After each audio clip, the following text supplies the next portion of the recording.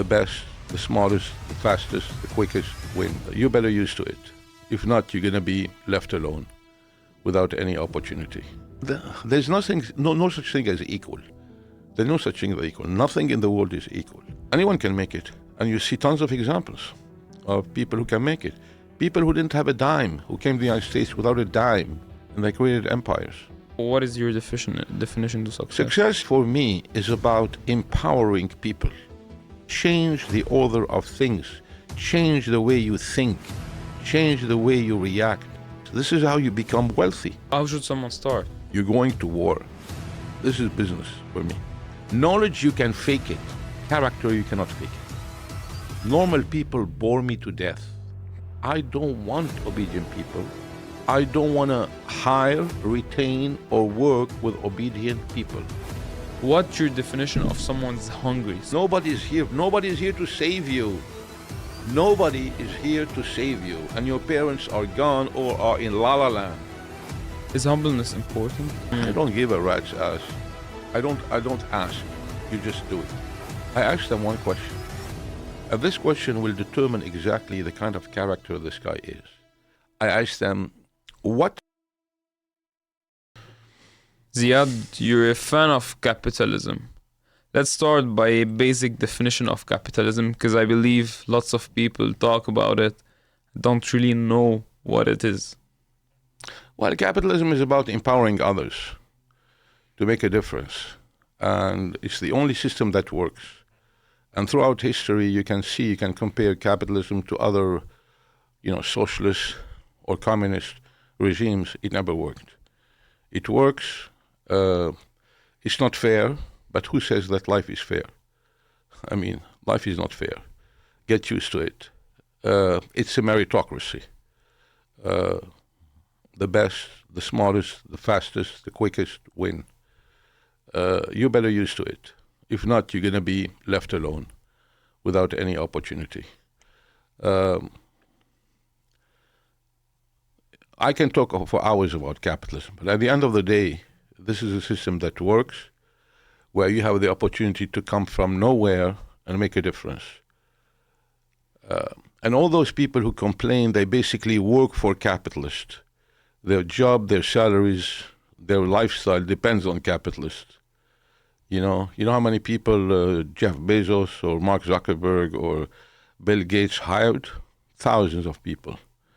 And who created more capitalists, hiring them, empowering them, created even more capitalists. Everything you use is done by capitalists, from your smartphone to your TV to your cars to everything. So I don't know how can people complain about that. I'm going to keep it short and simple, but that's pretty much. It worked for me. It worked for a lot of immigrants to the U.S. And look, the beauty in the U.S. is that you can go bankrupt 5 times and you can redefine yourself, unlike other places. If you go bankrupt in Europe, you're finished. You have a black dot, not in the U.S., which is the ultimate capitalist system. At its core, capitalism is about having access to capital. Having access to capital, yeah. I mean, it's much more than that. Having freedom of ideas, to have access. Look, at the end of the day, to attract capital, you have to have a talent. Yeah. You have to bring value. You have to attract, you have to have value. And yes, of course, most of the capitalists create value, attract capital, empower people, make a difference. What is the difference between this and socialism? So if you want to define socialism in a very high level way, what would be your definition for socialism? Which I think, do you believe Europe is a socialist very much continent? So. Very much so. Yeah, so Europe, what is socialism? Socialism is basically run and directed by a few. They act like capitalists, but it's really, they're not giving up. They click other people's wing. They clip their wings. You have limited resources. You have limited opportunities. You have limited chances to succeed. It's very simple. I don't know of any regime, any socialist regime that ever worked. They tried everything. from Norway to Finland to the Soviets to South America, Venezuela, to Chile before, to everything. It doesn't work because, look, at the end of the day, we're not equal. People tell you, oh, we're all equal. No, we're not equal. Never. We're not born equal. We're not raised equal. And you know what? That's normal. And people have to admit, not everybody can basically live on Fifth Avenue, own a Rolls Royce, and do this. This is, I mean, it's never going to happen. We're not equal. Our DNA is different. The winners win and can survive and can become capitalists and create capitalism. And the losers, they basically have nothing else to resort than going after socialism. Do you think everyone has an equal chance to succeed in life? In the US, pretty much so. I mean, no, but in the US more than other places. You know, we have an equal chance to succeed.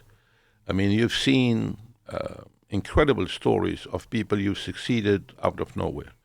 In the US, you can reinvent yourself. In the US, there's no shame in going bankrupt. There's no shame in anything like that. I don't think there's a country in the world that's given people opportunities like in the US. Yeah. But equal chance, there's nothing, no such thing as equal. There's no such thing as equal. Nothing in the world is equal. Okay. Do you think everyone can make it? Yeah, anyone can make it. And you see tons of examples of people who can make it. People who didn't have a dime, who came to the United States without a dime, and they created empires. Yes. What's success to you? Like, what is your definition to success? Success is not having money. That's not enough. A lot of people have money. Yeah. Success is not having power. It's not enough. Success is not being the smartest one. It's not enough. Success for me is about empowering people. The more people you empower and you inspire, the more successful you're going to be. Why? Because when you empower people, you're making a difference. You're creating a legacy. You are changing people's life. Niccolo Machiavelli, Machiavelli used to say, one of the most challenging things in life is to change the order of things. People who are very successful change the order of things, change the way you think, change the way you react. Bill Gates wouldn't have been a billionaire if he didn't change the order of things with the creation of Microsoft, with the creation of Facebook, with the creation of Oracle, with the creation of Apple. They empowered people to use these tools for advancement. And they changed the order of things. And that's why and how they became billionaires. They filled the void on a massive scale, and they changed the order of things. This is how you become wealthy. You have to think about what void you're going to fill, and how many millions of people you're going to empower. And that's how you create wealth, and that's how you become super successful. Yeah. You're an investment banker at yeah, I'm a financier. I'm an investment banker. You have your own company now. A number of companies. We finance them. We advise them. We trade. We advise. We finance. We invest. We do everything. People tell me, Ziad, you're in so many businesses. What business are you really in? I'm in one business only. I'm in the business of wealth creation. How do I create wealth out of thin air? Whether you're buying, selling, investing, divesting, trading, etc. That's how you have to think about it. You're a wealth creator. A lot of people put themselves in a box. I'm a venture capitalist. I'm a trader. I'm a banker. No, it's not enough. You have to, because things change, industry change, opportunities change, markets go up and down. Yeah. So when you define yourself as a wealth creator, you can basically go and capitalize on what's available out there and make a killing. Bitcoin, stocks, bonds, real estate, whatever is there. Look, at the end of the day, it's all about people. When you invest in a company, the people tell me, what industry do you invest in or do you finance? I don't look at it in terms of industry, technology or real estate or this and that. I look at it in terms of people. It's all about people. Your assets go down the elevator every day. Yeah. And these people basically, what do they have what it takes? Do they have what it takes? 3 criteria I follow when I back companies. Number 1, they have to be operators with a track record. Okay. All these first-time movers who never invest in a company, never built a company, but they have a nice idea, they're full of shit. It's a waste of time. Don't even touch them. So even if someone's company isn't really generating revenue, but the founder has I don't care if it's generating revenues or not. What I care about what is the track record of the operator, the sponsor of the company. Yeah. That's number 1.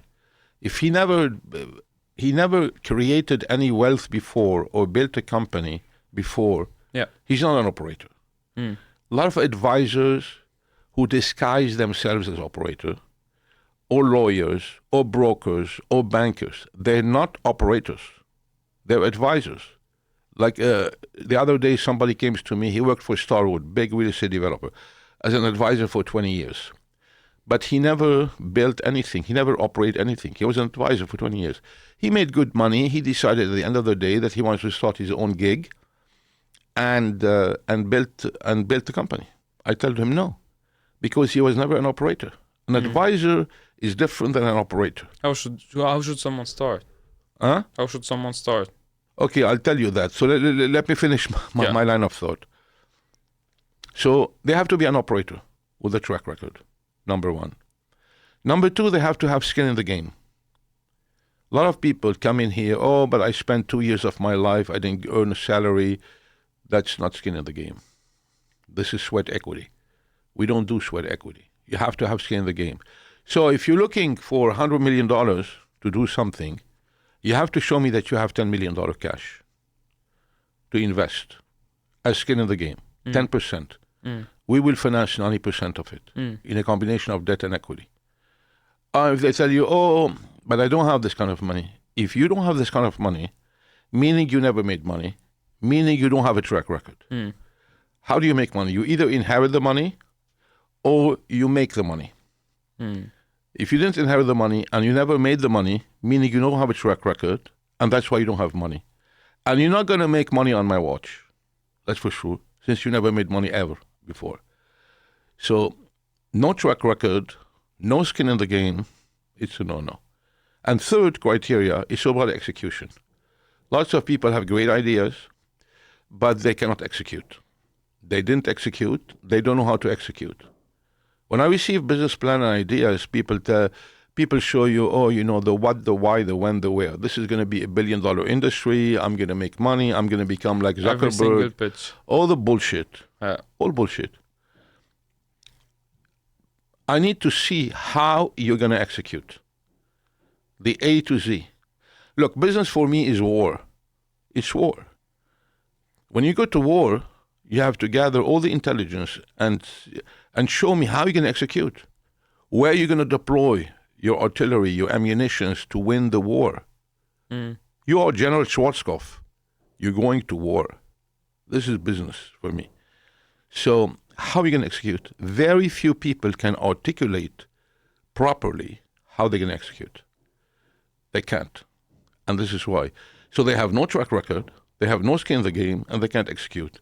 That's all what matters. That's the only things I look at. I don't look at, this is a great industry, I don't look at that. Yeah. Now, to answer your question, how do you start? Well, how do you start? If you don't have these attributes, you bring somebody on board who has these attributes. Okay. And you put him in charge. You can be the chairman, you can be whatever you want, but you put that person in charge. And that's how you execute. And you learn from them. And you learn from him, let him execute, let him show to the money people, us, your track record, your skin in the game, and how you execute. But why would this person need me and collaborate or partner with me if I don't have a track record? No, because you're not really running the company. He's running the company. He has to like the concept, the idea, everything. He's going to run the company, not you. Okay. You can have a title there. All right. I just have the idea. To learn Mm. and to work with him and to Okay. learn from him. So that at the next time you raise money, you have learned, you were a co-operator and worked with him. You have, as I said, it's all about people. You have to tap in other people's resources to learn. Yeah. People who can bring you value. Definitely. That's how you start if you don't have that background or track record or money. Definitely. You've said something interesting about inheritance. If for someone to have a track record, you either have to make money or have an inheritance. But it's No, I'm not saying that. I'm No. saying in order to have money, you either inherit the money okay. or you create the money. You create the wealth. But if you inherit money, are you considered to have a track record? No.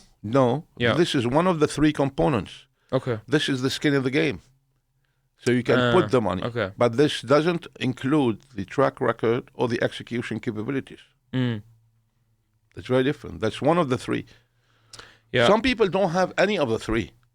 But if you don't start filling in the three, so you bring in a guy with a track record, you put the money, if you inherited the money, if he doesn't have the money, and hopefully the guy with the track record can execute. That's the three only components that matter. Track record, skin in the game, and execution. All the rest is for the birds. Oh, this is like all the bullshit I hear. This is $1 trillion industry. I'm going to capture 1% of that industry. Yeah. Yeah, right. Yeah.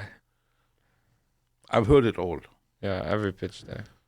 Every pitch like this. They have no idea. It's all about people. Unfortunately, in the Middle East, they don't attribute lots of value to people. People Really? are not as important as the idea, or as who your family is, or where you come from. I don't give a rat's ass about where he comes from. Is his father was the president or the prime minister? I don't give a rat's ass. Nothing to do with you. We're talking about you, not your father or grandfather or your family name or your money, etc. I'm talking about you. Give an example, okay? How do I hire or retain people, or work with people, or I interview people? I ask them one question. And this question will determine exactly the kind of character this guy is. Because at the end of the day, everybody looks good on paper. It's all lies. I want to see what's in your belly, who you really are. So I ask them one question. And depending on their response, I see if this guy is one of my guys or this guy is nobody, he's a loser. One question that will determine that. The question seems stupid, and it's stupid on purpose, because I want to get to know him or her. I ask them, what pisses you off? What pisses you off? Just that. Yeah. Wow. And I'll tell you. And I'll tell you why I ask this and how the Okay. response is. Because I'm getting on emotions here. Because people cannot hide their emotions. They try, but really emotions is everything. It's not logic. Logic, you can always create something and outsmart you, but not emotions. Yeah. I want to know what really pisses you off. 90% of the people, they give me an answer, if not more than 90%. Oh, this pisses me off, or this is pisses me off, etc. So these guys are not leaders, because this is the most stupid question ever. And when you answer the question, meaning you're stupid. So what should you The do? people that I like tell me, what the fuck is this question? This guy is a leader. Really? Yeah, because this guy, he's challenging me. I'm the boss getting him on board, and he's telling me, what the fuck is this question? This guy has balls. This guy is bold. This guy challenges the unthinkable. This guy is different. I would answer like this. I would tell him, "What the fuck is this question? Who the hell do you think you are?" The more challenging the people are, I like challengers. I like rebels. I like mavericks. I like revolutionaries. If not, anybody can learn doing a financial model. Anybody can go to even Harvard Business School. This is like a lot of robots can do that, but it's all about character. I want to know how much character this person have. It's all about character. The rebels, the mavericks, these are the people who changed the world. All these people who became billionaires, they were all rebels. They all dropped from Harvard. They all decided to own their companies in their early 20s. They said, fuck the system. I don't believe in anything. Character. That's key. And all, they hire all these people. They're all robots. They graduate from business school. They do the same thing, financial models. Yes, sir. Yes, boss. I don't want yes, man. I don't want yes, sir. I don't want people who be. I'll tell you what. If I'm traveling and we have a big client coming up, I want this person to be able to handle him. Not to tell him, "Oh, the boss is not here. What can I help you?" No, I don't want that.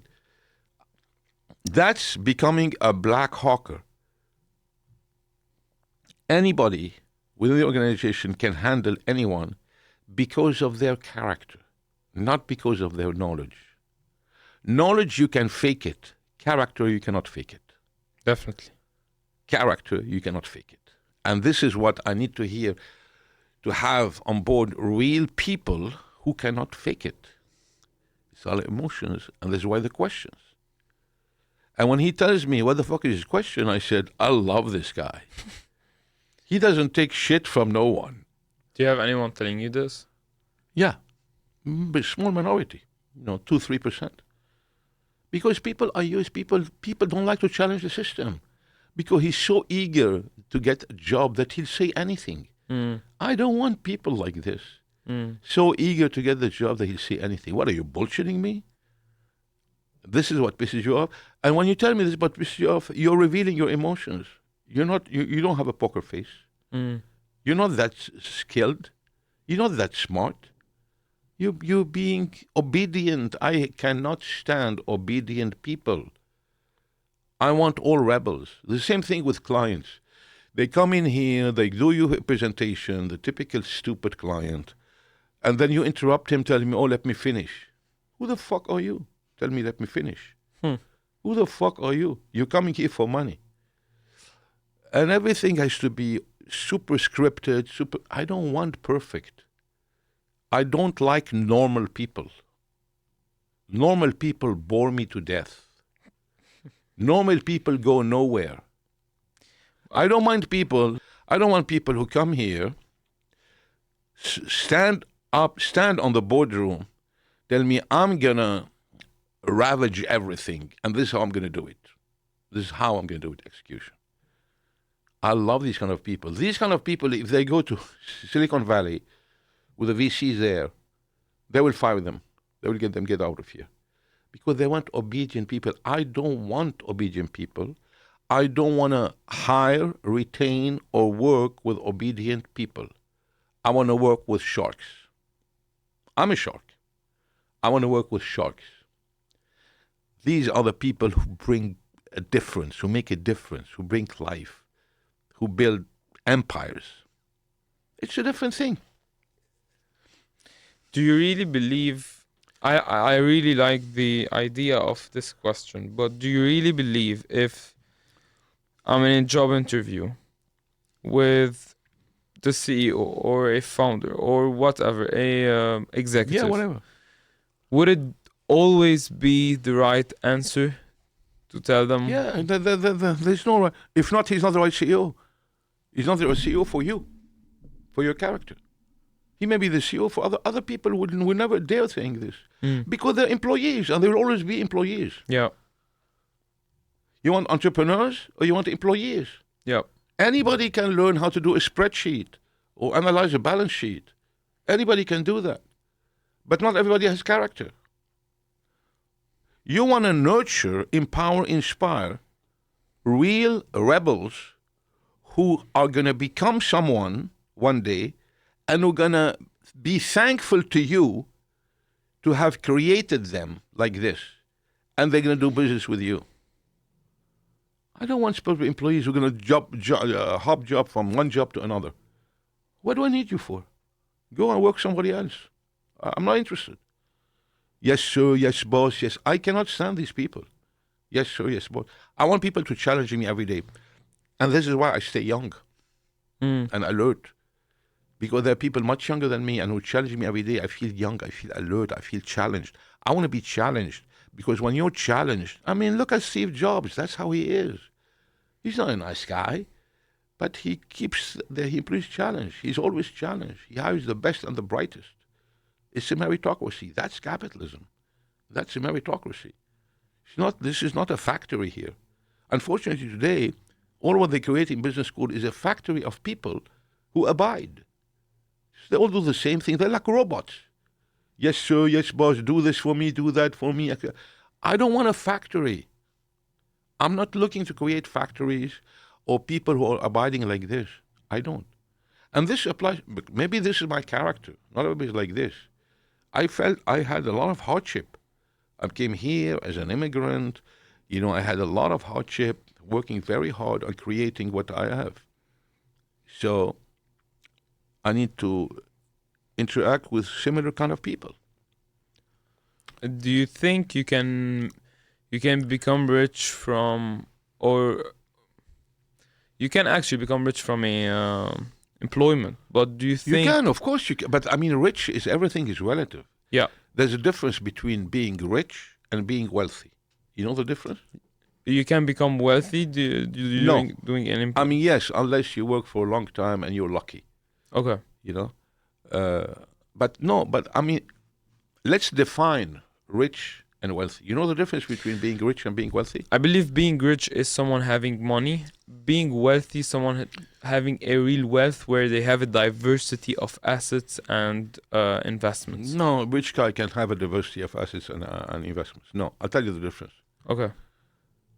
The rich, give you an example. Rich goes and tells his wife or his girlfriend, let's plan for a vacation in 2 weeks to the Bahamas. I'm going to spend $100,000 on the vacation. Something unbelievable. That's rich. Wealthy is telling his rich wife or girlfriend, let's drop everything and go now to the Bahamas. Time. They are in control of their time. Okay. They are in control of their time. They can do anything they want, anytime, anywhere. The rich cannot do that. They have still constraints. The rich cannot do that. That's the difference. You said once that an entrepreneur is someone that builds a business that lasts, whether they're here or not. Yeah. And that's real wealth. That's real wealth because he has control of his time. Look, at the end of the day, you have all these consultants. Consultant for me is a guy who borrows your watch to tell you what time it is. That's what it is. Useless. Yeah. So, yes, time. Time is the most important commodity and currency. It's not money. It's your time. And the wealthier you are, the more you can control your time and manage your time. Because money, you can lose money. Time, you cannot lose time. It's lost. Time gone is lost. Huge difference between the two. So, building a business that can continue whether you're here or not. Yeah, because if How not, do you do that? Because of course, because if not, it's not a business. If you have to be there all the time, it's not a business. It's like consulting, and if you're out, the business will not thrive. This is not a business. A business is a self-sustaining cash flow machine, whether you are in or not. Because you have enough of the infrastructure, enough of the people on board, ready, willing, and able to execute, whether you're traveling, whatever you're doing. That's the difference. It's only the people. You cannot build a business based on one individual. You have to have a team of people. Teams win. It's all about the team. Who is your team? What's your track record? How rebellious they are? How smart they are? It's like a Navy SEAL. It's like you are either a Navy SEAL, and this is what I look for, the kind of Navy SEAL guys. I'm going to tell you something that's funny. When people tell me, what is your ideal kind of partner or somebody, I tell them it's very simple. It's a bit shocking to people, but that's fine. I love to shock people. Is a guy with an IQ of 250 and 3 balls.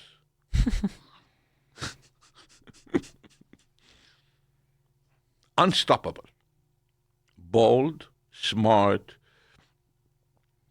daring, risk-taking, etc.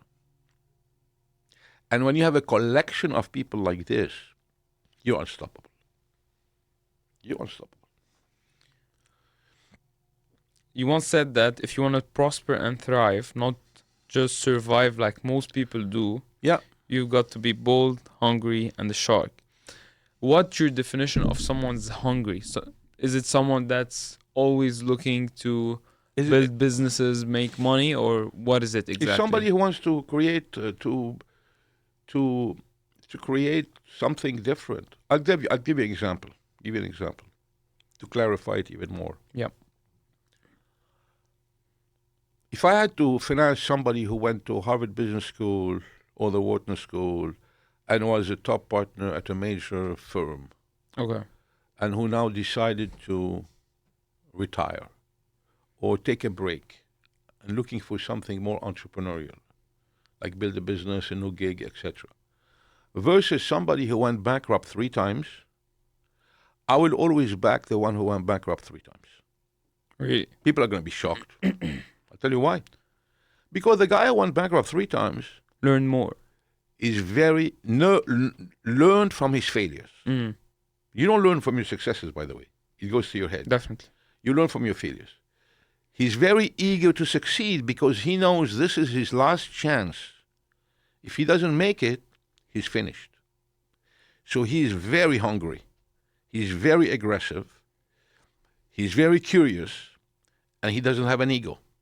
The other guy is like entitlement. I am XYZ. He has a huge ego. I'm entitled to this and that. Entitled people don't go anywhere.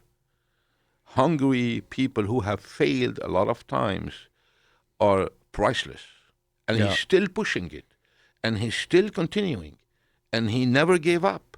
Yeah. This is the kind of guy I want to work with. Yeah, definitely. And he's humble. The other guy is not. And he listens where the other guy doesn't. I mean, you can see from people, there are a lot of people there are few people who listen and everybody talks about himself. No, this is not the kind of guys I want. Is humbleness important? Extremely important. Humbleness with results. Yeah. Not humbleness without results. Oh, I'm humble, but I didn't do shit. No. This is what I did, and I'm humble about what I did because I want to do more, because I want to do more. Humbleness with results. Over the few decades that have passed, a lot of things, a lot of businesses, how they do business has changed with social media, with the internet. For the worst. For the worst. Yeah. Why is that? Because they've become complacent. Because, this Generation Z, I would never hire anybody from Generation Z. They don't want to work. They think they're so important. Because they were raised, like in Lebanon, a lot of them, whereby their mother and their parents tell them, you're great, you're special, you're so smart. And then they go into the business force, they realize there's nothing like that. They're not so great. Because they were always praised for 25 years, boost his morale. So they have a huge fucking ego with zero accomplishment. And they realize it's not like this. You have to earn your stripes. You have to work hard. Nothing will be given to you. Nobody will grant you power. Nobody will grant you power. You have to go and snatch it by yourself and prove to the world you're worth of this. So this whole Generation Z, they're all on their computer, scrolling on Instagram here and there. They don't want to work. They think they're entitled this. They're jealous of the rich and of the successful and of the conservative. They're jealous of this because they can't get there, so they want to tear them down. Disaster. Disaster. What do you think that happens? When? Why do you think that happens? Because they were raised by a generation of liberals. They were indoctrinated of this at school, at college, that the rich are bad, the rich are not good, the capitalists are not good. Don't follow them, don't do that. So they are rebelling. This is how they rebel, by doing the opposite. And they think they're winning. Like somebody goes and majors in English or history. What the fuck you need history or English to major? What are you going to learn? Or geography or like social studies? To be a teacher again. Or communications. What is this major in communications? Bullshit. To teach it again. To teach again. Go and be an engineer, be a scientist, be a businessman, be this, create wealth. Nobody's here to save you. Nobody is here to save you. And your parents are gone or are in La La Land. Your parents are not always right. I always challenge my parents. I love them, but I always challenge them. If I had to listen to them, I would be sitting in Lebanon today, having a bank officer job, some bullshit job, or doing not, or having fun. What would I accomplish in my life? Nothing. Yeah. Nothing. I come first. You have to take care of yourself first. Then you can take care of Lebanon. Then you can take care of your friends. But you have to think about yourself first. If you don't think about yourself, you're not going to go nowhere. If you go nowhere, you're not going to be able to help or assist anybody. You're not going to be able to empower or inspire anybody. You have to have this fire in you. And this is what I'm looking for. People with fire in themselves. Not normal people. Oh, nice people. Fuck nice people. They finish last. I don't want to be nice people. I want people who can make an impact, a difference in this world. We're not here born to eat, sleep, and fuck. Excuse my French. We're here born to make a difference. Because there are a lot of people who need you in the world to have a better life and much better opportunities. I mean, look, this is the school I come from. I mean, this is how I think. I wasn't taught this in Lebanon. It's only when I came to New York, very young, that I started really learning all these skills. I'm self-taught, all these things. And this makes me happy. Because I feel I have a full life. You know, it's not like I don't need anybody. And I'm making a difference. And the more I piss people off, meaning I'm doing the right things. Meaning I'm doing the right things. Because people get jealous. People want to slow you down. People are afraid of people who are like this because for them they're dangerous. And at the end of the day, I learned that if you're not dangerous in this life, you're nobody. If you're not dangerous, nobody cares. Why? Nobody cares because you're like dust in the wind. Like, who cares? But you need to be dangerous for a reason, right? Yeah, you need to be dangerous to make a difference. To have a purpose also. Yeah, to make a difference. When I see something I don't like, I want to do something to change it.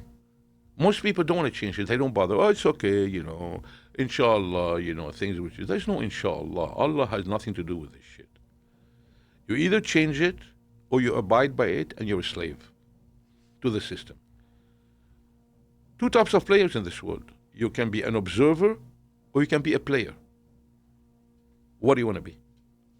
Most people would rather be observers. If you want to be a player, you're going to suffer.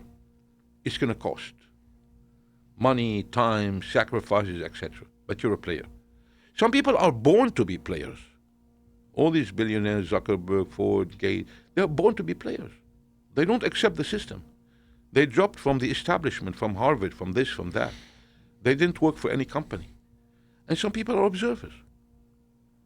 There's nothing wrong in being an observer, but at the end of the day, you have to define yourself. Are you an observer or a player?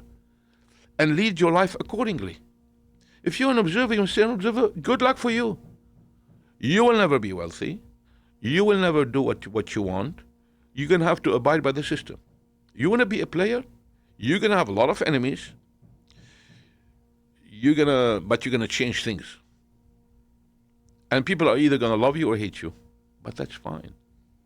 Because at the end of the day, you know what? I don't care who hates me. You know why? Why? And you shouldn't. Because at the end of the day, the people who hate you, they're going to know sooner or later. They're going to get, because they hate you because they don't know you. Because you are something very, you are not controllable.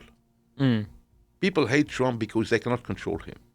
And usually people hate others because they cannot control them. They're uncontrollable. But once they get to know you, they're going to love you even more. And eventually people change, emotions change. Hate, love, hate, it's not constant. It's dynamic. So people care too much about who hates me, who loves me. Who cares? Who hates you or love me? Are you happy with yourself? Are you content? Are you making a difference? This is what matters. Definitely. What would be your recommendation for someone starting? And also, do you believe in asking for what you want? Because lately I really believe in just asking for what you want. This simplicity is very important, and most of the time you'll get it by just asking for it. Do you believe in that? I don't. Really? No. I don't ask. You just do it. When you ask, you're not in a power position. The guy you're asking for, he thinks he's doing you a favor by granting you what you ask. He's going to have more power over you. Negotiation is all about psychology. Finance is all about psychology. It's not about knowing the number. At the end of the day, it's a power game. Who has the upper hand?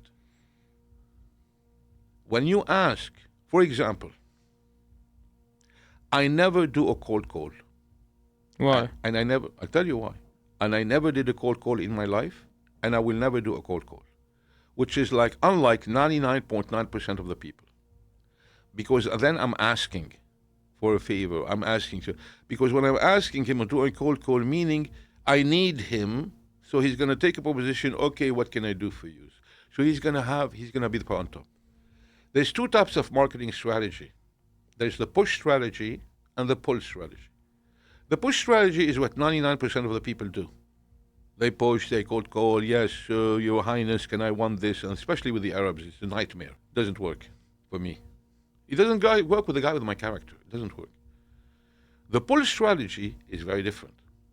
The pull strategy is like pulling people in your direction. You came to me through a pull strategy. I never solicited you. I never called you. I never know about your existence. And I get this from thousands of people. It's because you are very vocal, you're very controversial, you say things that very few people say, you do things that very few people do, so people want to know, who the fuck is this guy? I need to talk to him. I need to do business with him. I need to pick his brains. I need to interview him. So they pull in my direction. This is where you are in power. You are in control. And this is how you get things done. So people, because I'm not asking for you. I don't need a favor. I'm not doing you a favor, I tell him. He's not doing me a favor. I'm doing you a favor. You're not doing me a favor. Once you start understanding the power game and how it's played, this is how you'll go very far. So don't ask. I never ask. But I rather do my intel, know what this guy really needs. I provide him with what he needs without asking for it. He's going to come, yes, brilliant idea. I love it. Let's do it. It's you don't learn this anywhere. You don't learn this in business school. You don't learn this in school. You don't learn this in your family. You learn this only from experience. But sometimes you gotta need something from someone. For example, Give me an example. All right. For example, if I want to interview someone in my in my specific Okay, so you have situation. to build enough brand. I have to ask. You have to build enough brand and dominant presence so that he comes to you. All right. It's the long road, but Yeah. it is the road. But you gotta start with pull, right? Pull, yeah. Yeah. So you build the brand. You go and send him some amazing interviews you did, or podcasts you did, or interviews you did, etc. You tell him, would you be interested in something like that? You're not asking him. You showed him this, you're interested. Mm. He's going to say, what he's going to say? You're not asking for a favor. Listen, if you don't want, fuck them. Like, I care. And the people are going to love you. They're going to really appreciate you, because at the end of the day, you want to be with people who really appreciate you and value what you're offering. You can't win everybody. I'm not running for office. Definitely. I'm not running for office. I don't give a shit what people think. Oh, I think this, I think that. That's it. Once you get to know me, do that. And you have to control the narrative. If you don't control the narrative, somebody's going to control it for you. How do you control the narrative? You control the narrative by doing what I'm telling you. Yeah, not asking. Huh? Not asking. Not asking. Don't ask. Don't ask. Dominate your space. Dominate your value. Dominate. So you're managing now $12 billion? Tell me about it. Next. You know, he's not doing you a favor. You're doing him a favor. Mm-hmm. You have to start thinking like this. When you do this, you're doing him a favor. Would you be interested? If he's smart, he's going to say, I love it. Let's do it. Thank you. He's going to thank you. He owes you now. He's going to thank you. Not, oh, please, could you please? Fuck that shit. I mean, this is for me. It works for me. You know, you're at a different stage of your life. I know you're much younger and you're just starting, or you just started. But still, you have to know how to use the power game to your advantage. You know, I learned something somebody told me some time ago. Don't ever brag about yourself, but have other people brag about you. And you want to put yourself in a position where people, Yusuf, are going to brag about you. And this is how you're going to get the business. And this is how you're going to get the pull. By saying, oh my God, this guy is great. This guy is so different. This guy thinks totally outside the box. And that's when people are going to come to you. And this is how I practice. I think completely outside the box. People are interested. You know, that's fine. People will either love you or hate you. A lot of people are going to be very jealous. So, I mean, this is how you build a business. You know? By doing what I'm telling you. This is how you attract capital. By showing a track record. By being authentic. Authentic. I mean, look, it's also by knowing how to deal with people. For example, when dealing with the Middle East, you have a lot of very smart, very successful guy, but very arrogant guy too. Yeah. Especially in the Gulf, most of the Gulf people, you know, they're very arrogant. Exactly. So they have to talk to them, طال عمرك وإذا وشيخ وبلوط وكذا. This is not how everybody, Lebanese or Arab or American investment banker, financier, deals with them. The ultimate respect. And they think that they're going to get their attention. When you're their doormat, you don't get their respect. You don't get their attention. You're just a fucking number. You know, and that's pretty much it. It doesn't work like this. And I don't work like this. I don't. If you want to get their attention, you have to be very different in how you interact with them. There's no ya sheikh now, there's no thing. You have to pretty much like you're educating them. Because no matter what education I have 40 years Wall Street experience. So no matter how much you know, Mr. Sheikh, I know more than you in this thing. And you have to assert it and explain that you know more than him. This is how they're going to get their attention. They're going to say, who the fuck is this guy? Who the fuck is this guy challenging me? I am Sheikh Balut. Who the fuck is this guy challenging me? That's how you get the attention. You're not their doormat. And you tell him, if he says something wrong, look, I think you're absolutely wrong.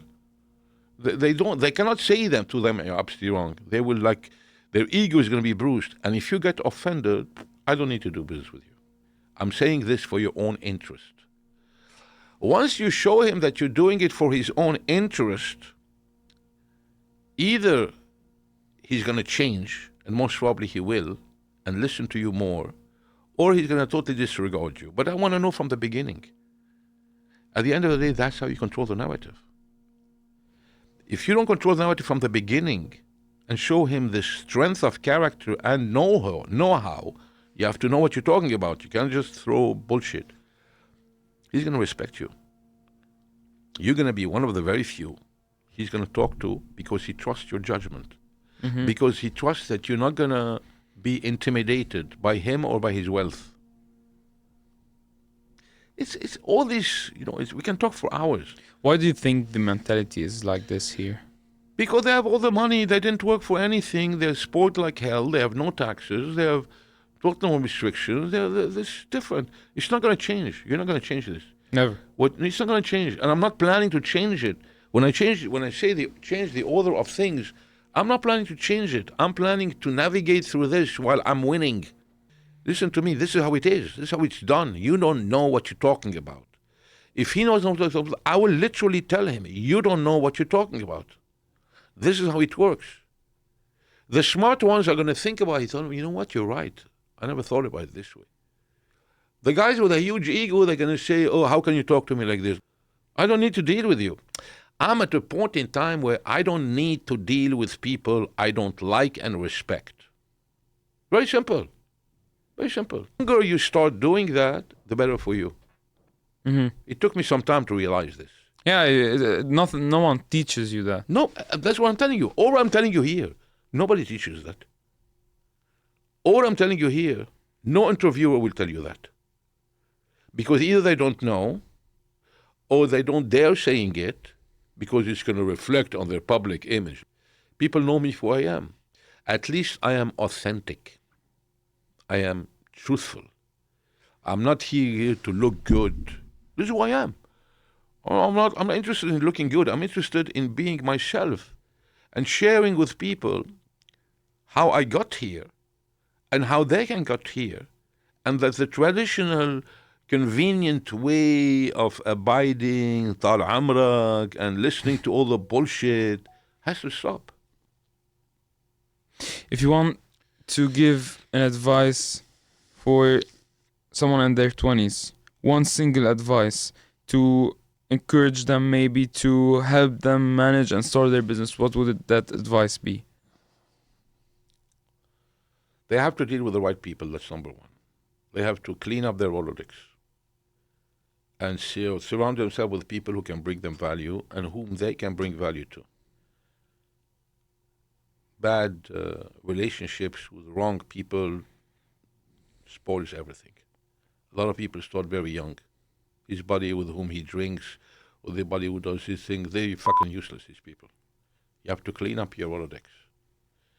Number two, you have to find some role models out there. Not one, a number of them. And follow them carefully. See what they say, see what they do. Get to meet them. Get to learn from them. Because they can be a great influence about you. Number three, you have to read the right books. Mm-hmm. I read tons of books all the time. And you know what kind of books I read? I read mostly biographies. Okay. Because once you read the biography of Churchill, Reagan, even Hitler, Schwarzman from Blackstone, business, finance, politics, war, everything.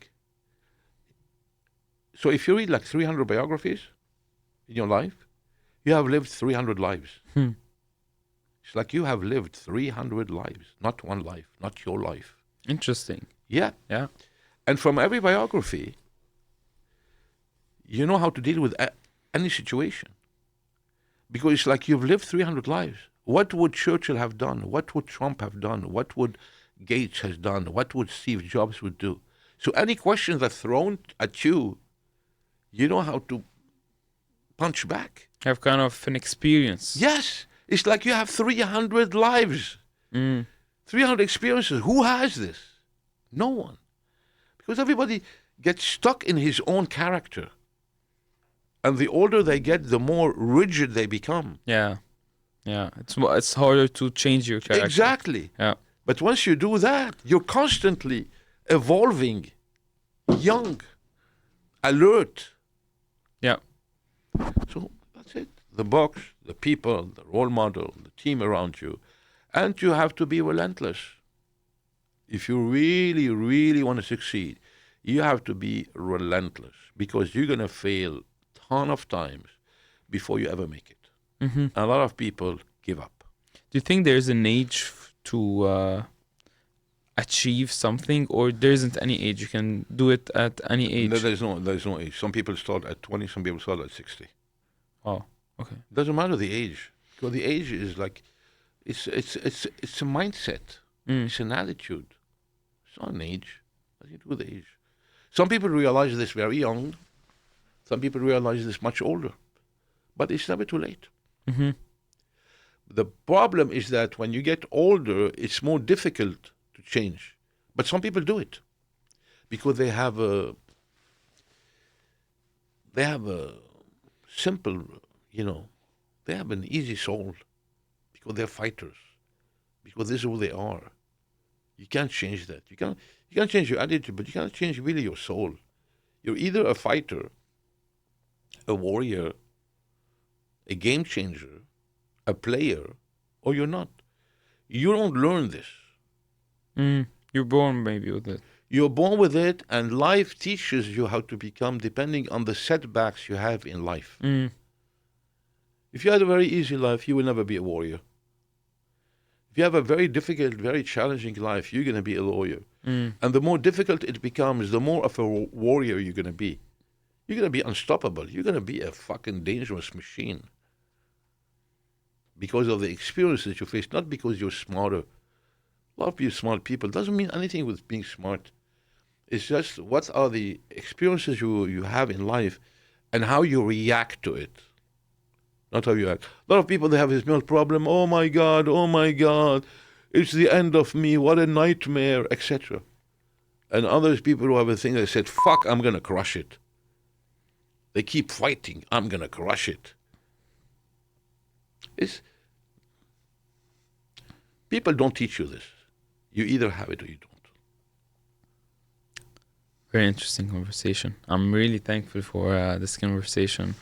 Thank you, Ziad, for meeting me here in New York. It's been a pleasure. And I hope we can collaborate on something soon. Yeah, and I hope I addressed all your questions. Surely. Thank you. Thank you very much for your time.